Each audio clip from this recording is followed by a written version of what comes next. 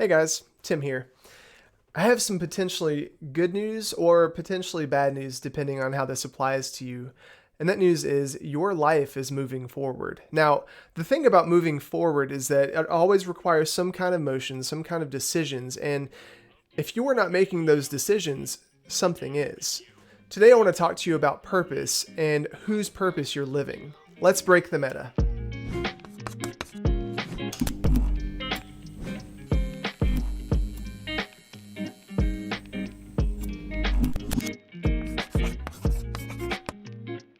Your life is moving forward.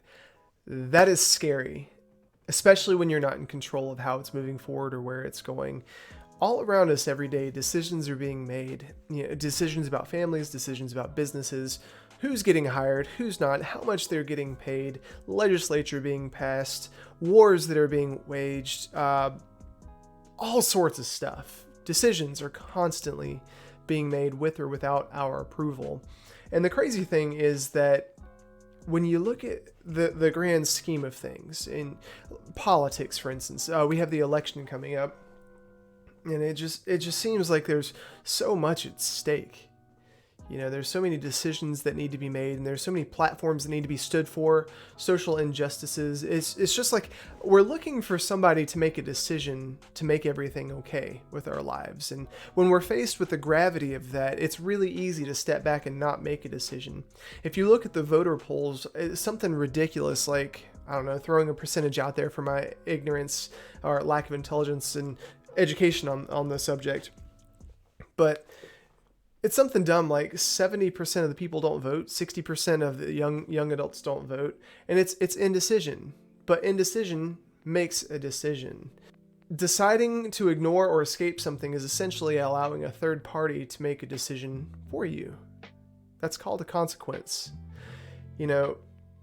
It's really easy once you get into the habit of allowing other things to make decisions for you because you're not making decisions. It's really easy to feel like you're buried, overwhelmed. When I mentioned earlier that life is moving forward, are you one of those people that thought tomorrow I dread waking up. Tomorrow, I don't want to face what I need to face. Tomorrow is going to be another day of faking through everything's okay, faking through I've got it all together, faking through relationships and jobs. Do you feel overwhelmed? In my early 20s, I was faced with a lot of decisions, and a lot of those decisions were common, growing pains or coming of age decisions. When am I going to move out? What am I going to do with my profession? How am I going to handle my finances? How am I going to handle my relationships? There were so many things that were my responsibility to choose that I didn't. And not choosing to respond well to those or to respond to them at all, different decisions were made for me.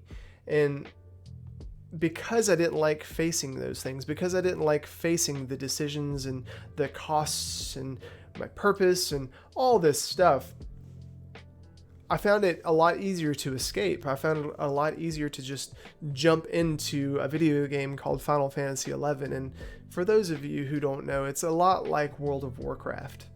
It's one of those online, massively multiplayer games where you just get lost in the routine of day after day, hour after hour, being sucked into this false identity where you can attain things that are fun, that are enjoyable. And when you attain those things, you get a piece of gear, you clear a boss, you get some kind of esteem or some sense of value. It's really easy to lose yourself in that. Meanwhile, life kept moving forward. Things kept rolling in the real world. Banks continued to operate. Cell phone companies continued to operate. Finance and mortgage companies continued to operate. And guess what? When I didn't make the decision to pay for my car because I was sucked into this video game, and because I didn't make healthy decisions about relationships because I was sucked into this escape, some decisions were made for me. I was dating this really awesome girl, and she broke up with me because she saw that my life was going nowhere. Well, actually, to be clear, my life was going somewhere not good because I wasn't choosing where it was going.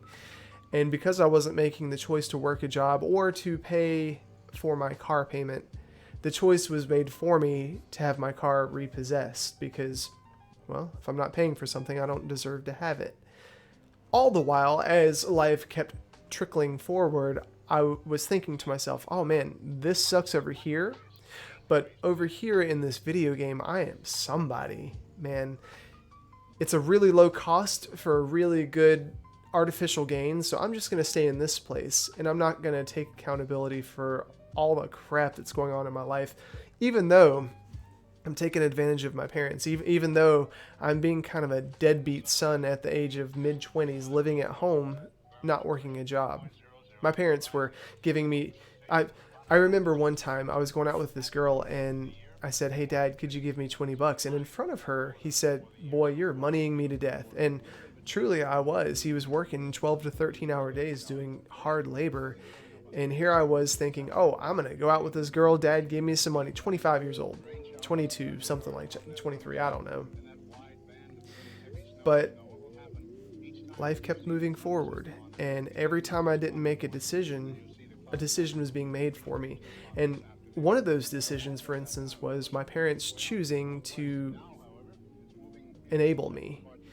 And it's not their fault. You know, they, from their position, they were just loving their son the best way that they knew possible. They saw a need and they thought, well, you know, we're family, so I'm going to take care of him.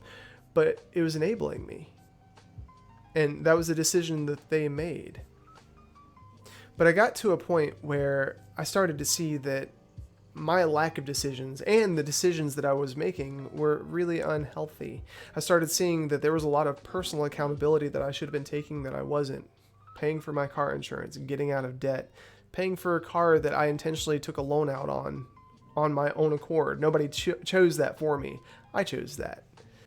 But through that, I learned something really important, and that was the fact that when you are going to pursue your purpose, or if you're going to be in control or take ownership over the decisions you need to make, there's always going to be some sort of cost associated with it. And the better the decision, the more the cost. Well, not always, but I'll say the level of decision, the more cost needs to be paid, because there's always some sort of trade-off. And in my situation, my fake purpose, you know, if you had met me in my early 20s and you said, what's your purpose right now? What are you doing? My honest answer would have been, not my not face mask like we're wearing now, but, you know, my protective mask, the veneer of what I wanted you to see. My purpose would have been, I'm doing multi-level marketing. I want to make a lot of money so that my parents don't have to work, so that I don't have to do a normal 9 to 5 because I'm above that. You know, all these different things. But really, my purpose that I was serving in life was facilitating the pursuit of a purpose that I thought was attainable. It was a fake purpose. It was kind of like a cheap knockoff. You know, it's like going back to the whole cost thing. When you buy a cheap knockoff, you're not willing to wait the time it takes to pay the real price for it. You're not willing to pay the actual price of it. You're willing to do with a lesser quality than what you actually want, just because, well, you know, the cost is too much, or you think it's too much. But it's really easy to fall into cheap knockoffs when we don't think that we have what it takes to pay the price of admission for our real purpose, or what we actually want out of life. I guarantee that if you go on social media, every single person posts pictures of what they think that they want out of life, what they want to look like, where they want to go. Everybody's got some sort of desires also. Go to old school MySpace, man. Go to my old school MySpace if you can ever find it. God, that would be really embarrassing. But we always paint ourselves in the best light. We always want to be way up here when we're down here. And oftentimes, kind of like in that movie with, what is his name? Ben Stiller, The Secret Life of Walter Mitty, I think it's what it's called. He was super depressed with his life. You know, he hated everything. He worked in this little office, and I think it was for Time magazine or something like that, but he had dreams of something bigger, and he just never realized them. He never pursued them for years, you know? He didn't think that he could. And then something happened, and I won't spoil it for you because I actually thought it was a pretty good movie, we get to those points in life where we start to see that we're not satisfied with the cheap knockoff version of what we've got. We're not satisfied with not having really what we're purposed to do, to have, to be, to grow into. And at those times, it's almost like we're at a fork in the road where we can choose to keep going down this path of accepting cheap knockoffs and for decisions to be made for us because we don't want to make them ourselves, and paying the price, or begin paying the price, or begin growing in that direction. And it's at those pivotal points in life that it's really important to be honest with yourself and think, okay, well, why? Why do I want to go in this direction or this direction? Why am I choosing this? Why am I giving up my decision-making process to someone or something else? Why am I doing this? Being real with yourself is so important because nobody can be real with you. When somebody tries to be real with you and you're not real with yourself, it's always received as an attack. You always get defensive. We always get defensive. I am still like that. Whenever there's an area that I need to grow, an area in which I need to grow, and somebody tries to force me to grow, I don't want to have it. I get defensive. Well, why are you telling me to do this? Or why are you setting this? Why are you imposing this standard on me? I hate it so much. We all hate it as humans because we don't like being told what to do. It's that vain human process where we want to be recognized. We want to be the decision maker. We want to ultimately be in control. But guys, here's the thing about purpose. Purpose is extremely valuable. Purpose is the undercurrent of your life. Purpose is, it's kind of like a vehicle that drives you to a destination. Where are you going? Think of purpose as being in a canoe going down a river, right? You decided to get in that canoe, and that river has certain winds and bends, different rapids, different speeds at different knots.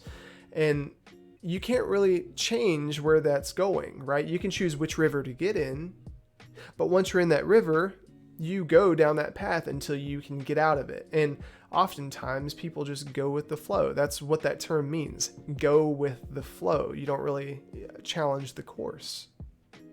But the cool thing about our fundamental purpose is that we actually get to choose which direction it heads. It's kind of like being in a car and having a GPS that says, okay, well, this is your destination, so you need to take this route. And sometimes we don't want to take that route. Sometimes we question that. Purpose is always going to have its value tested. It's never going to be one of those things where it's identified and then that's it. Kind of like your GPS as you move forward. Sometimes you have to reroute. Sometimes you have to take the longer route. Sometimes you have to take a route that you don't want to go. Sometimes it is more expedient, but it's always tested, and it takes course correcting. Sometimes it takes more cost. Sometimes it takes less. Are you going to pay the cost to move forward, or are you going to allow the purpose of another to make the choices in your life? Now, the reason I'll bring that up is if you go back to the car analogy, oftentimes we can be headed in a direction and somebody will come cutting us off in traffic. Somebody might be in a dead vehicle in the road and we have to pause. Nobody likes traffic. Nobody likes detours. We like A to B, no complications. And if there are complications, well, crap, we hate it. It'd be super easy if purposes were that cut and dry and if none of them overlapped. But purposes have a really unique knack for intersecting with those of other people. I think about how I met my wife and how I started walking in my purpose. It took me down a specific path, and that path was self-growth. It's very trite. It took me down a path of self-growth, self-awareness, actually asking myself, what am I going to use my talents for? You are talented at something. You have something to give. You have something to do. You have things that you're good at, even if you don't acknowledge it or recognize it. But I was figuring that out. I was thinking, okay, what is my purpose? Where am I going? What is my destination? And in pursuing that, I met my wife, and she too was trying to figure out her purpose. She too was growing. She too was moving forward, going through the serendipity of life, saying, okay, I'm going to go here. Now I'm going to go here. Her family lived in Wisconsin, and they moved here in Winston-Salem, North Carolina. Her father was really interested in the Moravian culture. So her family moved down here. Meanwhile, she left from Wisconsin and went all the way to, I think, England for her discipleship training through YWAM. She came back to Winston-Salem for a short stint of time, and then she took off again to Australia for YWAM, Youth with a Mission. I forget exactly how long she was there, but she came back at precisely the same time that I began going to Awake Church. Now, the really crazy thing is that in one of my previous videos, I mentioned that I had this really bad breakup, and that bad breakup led me to Awake Church because there were ties to that person there. And the whole time I was figuring out stuff with the breakup and pursuing God and what he meant to me and what I mean to him and how he loves me and just starting to look for him in my life. That's about the same time that my wife came into my life. We met at a small group, and it wasn't really a church-oriented small group. It was just a small group of friends led by a really cool guy who is somebody that I admire the most in my life right now. And through being involved in this group, we found that we had some of the same desires. We had some of the same underlying currents. We had some of the same destinations in life. We both cared really intently about doing something. We both truly care about doing something that's going to show people what their value is, show them that they are cared and loved for. So we started a homeless ministry together, and we did that. And I don't know, I just thought it was really magical to see how God brought that together, brought my purpose and her purpose to a point where they were running parallel to one another, and we met.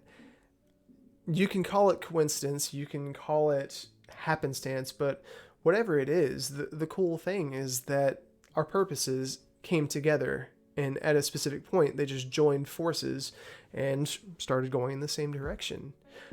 Other times you'll have purposes that don't really do that. Other times you'll think that your purpose has you going down a specific concourse, and then this other person's purpose, it's kind of like being at an intersection and then somebody comes and T-bones you. It's like, what the heck, man? Why were you going so fast? You were going the wrong direction. It wasn't your turn to go. What the heck are you doing?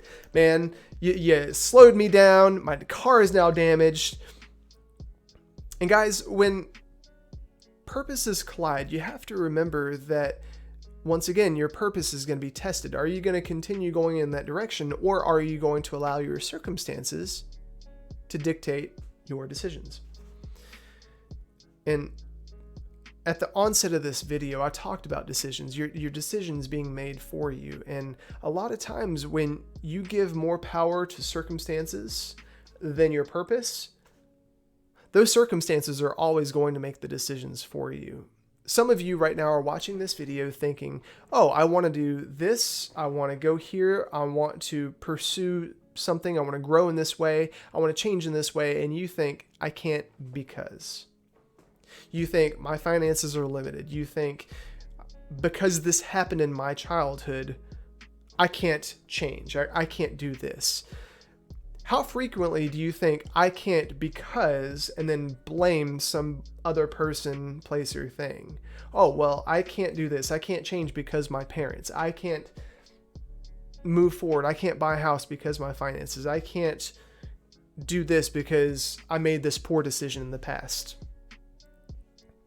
If you let them, your circumstances will always make decisions for you, because there is always going to be a cost. There is always going to be something that you have to do to overcome that circumstance.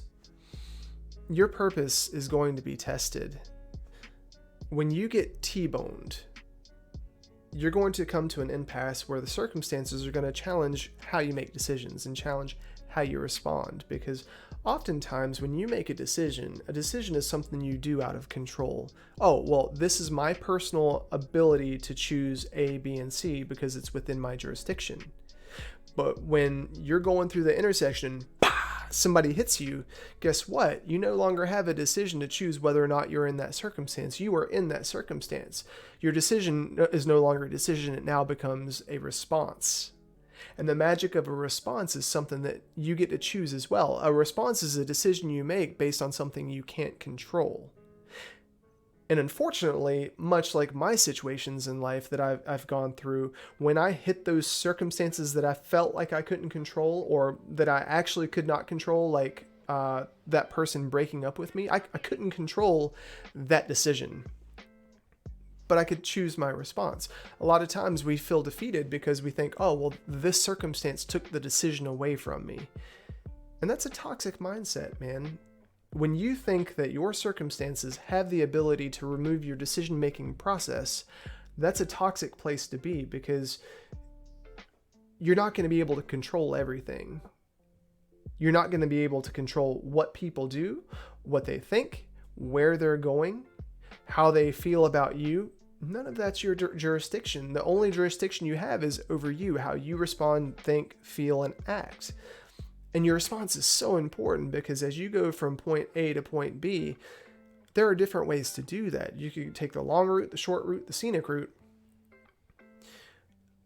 But the most important thing to keep in mind is that you have to grow. Between here and marriage, if you're unmarried, there's a lot of growth that you have to go through to be ready for that person. Between here and where you want to be. For instance, my situation, I've mentioned in the past that I have dealt a lot with pride, and especially coming into who I am now, I wanted to be a speaker. I wanted to be somebody that had a platform. And growing up in my 20s, that was always there. I recognized it, and I knew that was going to be something that I was going to do one day. But whenever the opportunity arose and I didn't get a chance to do that, I would have my feelings hurt, and I would think, oh, well, I'm already qualified, so why can't I do it? Well, Tim, there are people who have already paid the price. They've already gone through, clearing the check, paying the price of admission to be in that position. Why do you think you can shortcut the process? Do you think you're special? Do you think that you're better than them just inherently? And there are some prodigies that are like that. There are some certain situations and circumstances where that's going to be true. But for the majority of your life and the majority of your purpose and the things that you're going to be tasked to do, there are going to be seasons where you have to learn something. You have to be humble to say, I don't know it all. Even the things that I am the most sure of. The best way for me to have a voice is not to say, I know this, unless invited. Your purpose inherently requires growth, and that's going to be a process. It's not going to be a once and done. It's not going to be okay, well, you've got it, done. It's kind of like the truth. The truth is always going to be the truth regardless of how you look at it. And a lot of times, unfortunately, our perception of the truth causes a really bad spin on it. For instance, when Christians say the one commandment is love, and yet they go to hate speech about different types of people and different backgrounds, and they think, okay, well, grace covers me, but it doesn't cover your situation. Well, guess what? That's a perversion of truth, Much like your purpose. If your purpose is really the purpose intended for you, there is going to be truth there. There is going to be something good there. But often, the way we perceive it can be kind of toxic. It can be bad. It can be unhealthy. But when you start looking at your purpose without looking at the cost associated with it, something that could be a really good purpose that uses your talents and who you are made to be and helps you grow into that, quickly becomes something really bad. Somebody posed the question, are all purposes good? And I'd say no. Because you can take something good, for instance, a hammer. A hammer does its purpose. It hammers nails into boards. It can pry them out. But if you smack somebody in the head with it, guess what? It serves a purpose, just with a bad result. And the same thing with a lot of people. There's a lot of pastors out there, for instance, who are, what is the term? Prosperity gospel pastors, and they take something really good, such as in the Bible where it talks about how God wants to give you good things, where he's a good father, and all this stuff, and they section off that little part, but they forget about the accountability piece. They forget about what you have to give up, what you have to grow through, what you have to say no to, what you have to change in your life, because everything has a cost. Everything has a trade-off. People who have received management positions of leadership, think about our country as well. Donald Trump is a really good example of this. He's in a position where he can change a lot of things. Now, we have to give the man grace because his job is not an easy job, and I'm not excusing anything that he has done, is currently doing, says, and things that he will do. I'm not excusing that at all. But the purpose of his job is to lead a country into something that is better for the welfare of the country. Now, when you use your own insecurities, you use your own shortcomings, when you use all that in your purpose, thinking, okay, well, I'm not going to pay the cost of vulnerability. I'm not going to pay the cost of leading by example.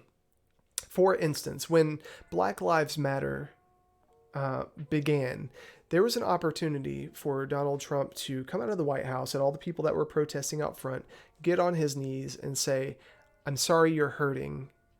Let's figure this out. If he had been humble in his position, in his purpose, the purpose of that position, and led the country that way, that would have changed a lot of stuff. Now, it's arguable. You could say, well, that wouldn't have changed nothing. Well, that's subjective to how people perceive it. But what I'm trying to highlight is that there's a way to use a purpose for good, and there's a way to use a purpose for bad, and it's all based on how you see it. Just reading from my notes real quick, something that I can't recite, but I wanted to say was, that's why we have to continually be personally responsible for challenging our why against the things that we want. And specifically when I say want, I say how we want to be perceived, how we want things to play out, especially our expectations. Sometimes our expectations can change our why. We naturally don't want to pay the cost. We don't naturally want the risk required to grow into who we are meant to be. We'd much rather jump on board with someone who has already paid the price or is currently paying the price. Now here's where it gets tricky, because there are so many crazy awesome platforms out there. Just naming a few, there's currently the war against child trafficking and pedophilia. There is a war against narcotics and drugs and alcoholism. There are movements against racial issues like Black Lives Matter. There are issues of domestic violence that are being stood up against. Then you have the platforms of wages and making sure social justice is taken care of. Then you have the whole debate about, how certain people use Christianity with relation to certain groups. I'll say that cleanly. There are any number of purposes that you can jump on board with just because they speak to your heart, because there's going to be truth.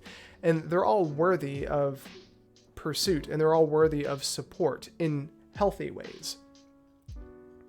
But the Bible says that we are meant to be a body. We are meant to all play our own little part. And when we try to play our part in everything, it's kind of like taking the water hose and spraying instead of focusing. You don't really accomplish much. You just scratch the itch of agitation, and you never get down to the bedrock of why the infection is really there. And that's why it's so important to identify what your purpose is, what you specifically are intended to do in your form and fashion with your gifts and your talents in a healthy way. What decisions do you need to make to change that so that other things aren't making the decisions for you? And that's a really difficult thing to answer, because there, as I mentioned, are so many ways that we think that we could go. Ask any kid that's in school right now, about to graduate from high school, go into college and exit into the real world. What do you want to do with your life? Gosh, man, if you asked me that when I was 16, I wanted to be an archaeologist, I wanted to be an artist, I wanted to be a computer programmer, I wanted to be a philologist, study languages, I wanted to travel, thought about honestly running for office at one point so I could make a change. There were there were numerous things that I wanted to do, but what was I actually going to do? Because you can't choose everything. You have a finite space within your head and within the 24 hours you're allotted every day to accomplish a certain amount of things. And oftentimes we set our expectations way up here. Like today, I was going to record 6 videos. It's 2:45 right now. I'm still on number 1. We can have our expectations way up here, and when we fall short, we think, oh, I just want to give up. And even I did that in the middle of this video. I was thinking to myself, what do I want to say? There's so much I want to say. How do I isolate what I want to say to this video? But the purpose of this video is to talk to you about moving forward, making decisions, and identifying how your purpose should be used to make the decisions so that something else doesn't. It's also similar to going on vacation, or if you're married, God bless you, where are we going to eat for dinner? There are, a number of places that we like to eat for dinner, but it's always a struggle trying to figure out exactly where I want to go, or where we want to go. And that's the thing, it doesn't matter if we decide where to go or not. We're still going to be hungry, and that hunger is going to be fulfilled in some form or fashion. Your hunger is going to be fulfilled in some form or fashion. And if you don't pay the price of making the decisions, and if you don't pay the price of growing, and if you don't pay the price of putting your purpose over the circumstances, everything around you is going to usurp your decisions and make them for you. Take personal accountability back. Take back what you know you need to be responsible for. So we've identified that life is going to continue moving forward. Decisions are going to continue being made, whether we like it or not. And if we had no part in the process, it would still go on with or without our approval. So what's our stake in this?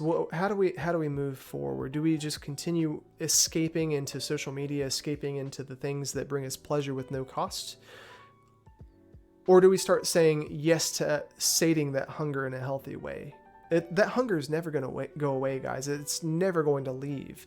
You're only going to artificially sate it with things that are unhealthy, much like if right now I'm hungry, if I went downstairs and ate donuts and I ate cake and I ate Chinese takeout, it would appease me for the moment, but long term, right here, I would start seeing the ramifications of my poor decisions and giving up the cost of saying no to the in the moment pleasure of eating something tasty to the, well, honestly, it's a perspective thing.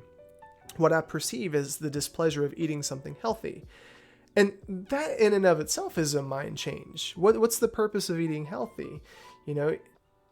Why would I even want to do that? What's the cost of eating healthy? And the cost of eating healthy is giving up something comfortable right now that I know to be good and go through the growth process of finding things that are healthy for me that do taste good that I also like. It's once again a trade-off, trading one thing for another and going through the process of figuring out what that is that's sustainable for me, that's good. So what do? How do you define your purpose and look at the circumstances and everything? How do you clear up all this muddled mess? And guys, it begins with the question why. Start looking at your decisions. Think about the decisions that you're making or the decisions that are being made for you.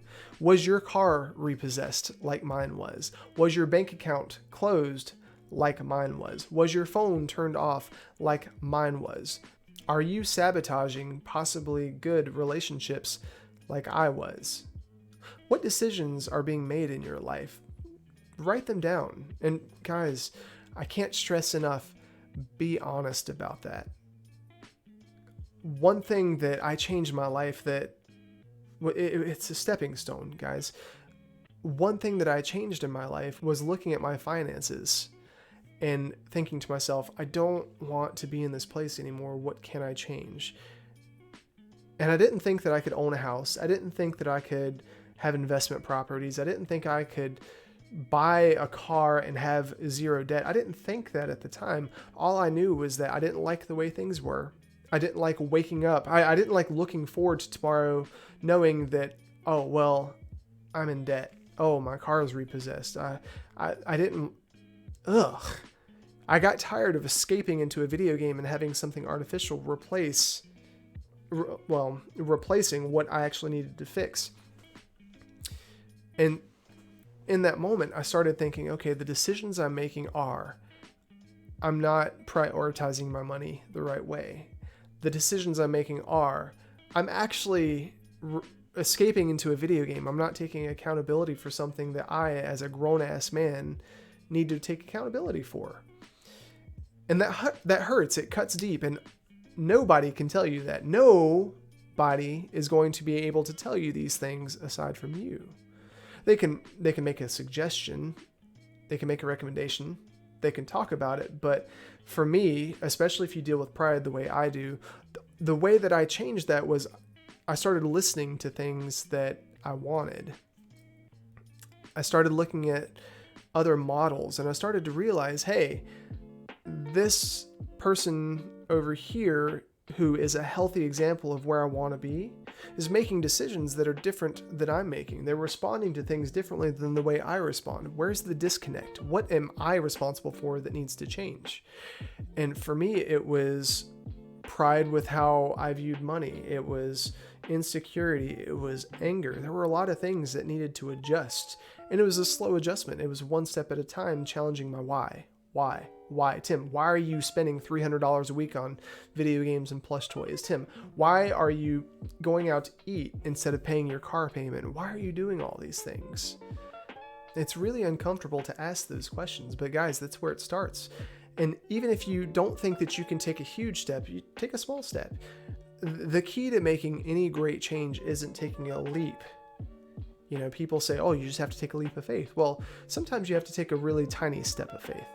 Consistently every day, or if not every day, every other day. Changing the trajectory of your life is a three-part process. It begins first with taking back the decision-making process for your life and understanding that you have to be accountable for that. Realizing that you have to challenge your why and that you have to be the person responsible for making the decisions you need to make for your life. And realizing that, truly taking that to heart, saying, this is mine, this is my responsibility.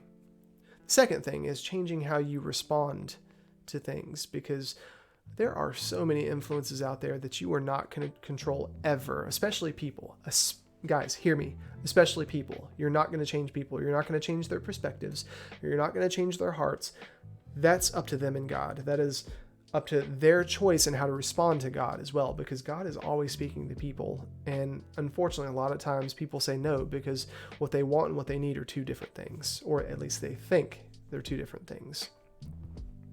So basing how you make decisions and how you choose to speak and think and what you allow in your head, changing all that based on circumstances, which circumstances almost always have something to do with outside parties. I'd say almost all the time. Choosing how to respond to that is so important, because you don't want to allow the circumstances and your responses to alter your decision-making process, because they're not the same. And then the third thing is being consistent, just choosing not to give up.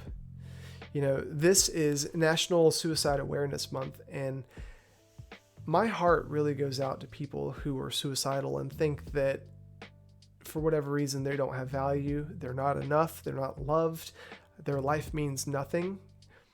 The key is not giving up, guys. The key is realizing hope is so important. You have value, you have a purpose. And it's so easy to be blinded by that based on how everything in the world is going and how your relationships might be, how your circumstances might be. And you might be in that pit looking up thinking, man, I can't even see the light. There's nobody here. There's nobody that cares. I can't. But you can't give up. That's the key to change.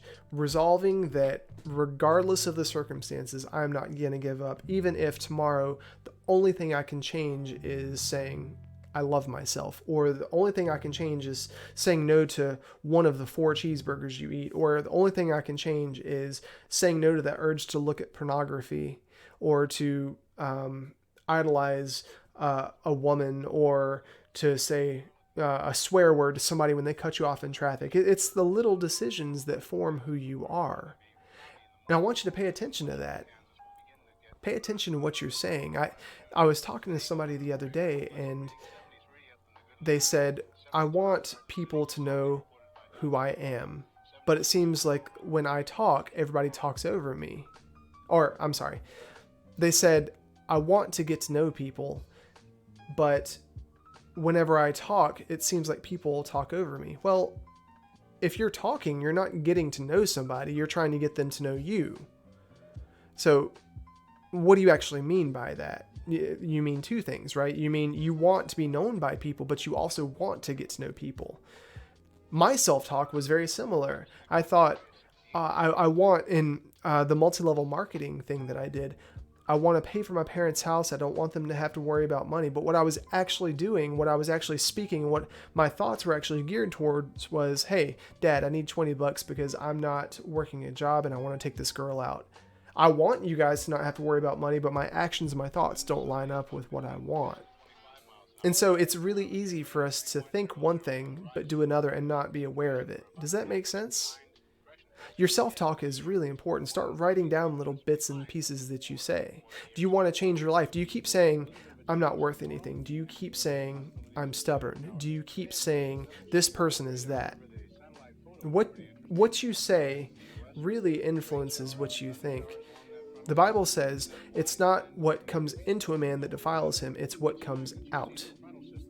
Whatever you think is going to come out of your mouth eventually. And whatever comes out of your mouth is what you start believing, and you start committing those words and thoughts into actions. And those actions manifest into behaviors over time. And that behavior eventually just becomes part of your character and part of your integrity. And the only way to back that up is going back to the source of what you're allowing yourself to think and what you're allowing yourself to say. And part of being consistent is addressing those things every single day. That's why the Bible says you have to renew your mind daily, guys. Whatever change it is, you have to renew your mind daily. And that's in every endeavor. You're never going to change your decisions or your responses or your purpose unless you start challenging your why on a daily basis. As I said earlier, your purpose will have its value tested. Are you going to pay the cost to move forward, or are you going to allow the purpose of another to make choices in your life? And sometimes your purpose can have this trajectory and you think that you can scoot around it, so you jump out here and then you end up sideswiping your own purpose. You get in your own way and then you knock your purpose off course because of your wants and the fact that you're not willing to go the course and stay the course and drive however long it takes to get to your destination. And then you pervert your own purpose. So allow your purpose and your why to be tested continually. Cut yourself open. Be honest. Ask yourself those why questions. What decisions are being made for my life? Am I supposed to be making those? And if I'm supposed to be making those, why am I making them, or why am I not making them? And guys, I know that since you can't control the fact that life is always moving forward, and you can't control the fact that you got sin in your heart and you're always going to be at war with what's good and what's bad and what you want over the welfare of another person, and you're always going to have to deal with things. You're never going to be 100% perfect. You're never going to be 100% fixed. You're never going to be a final product. You're never going to be a final product. You have to understand that life is going to move forward, and you have to give yourself the grace, because very few people are going to give you the grace to grow into who you are supposed to be. You have a purpose that is bigger than you. Everybody does. I don't know what that purpose is for you, but it's always bigger than you. And as you step into that, there's going to be more and more and more resistance. There's going to be more obstacles that you face. And there's going to be bigger mountains, kind of like that Miley Cyrus song. Grace is the key to moving forward.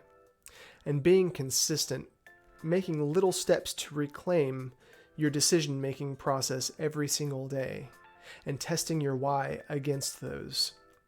Guys, don't give up. You can do this, and you're going to do this, and there is something much greater than what you think on the other side of where you don't think you can get. I'll see you next time.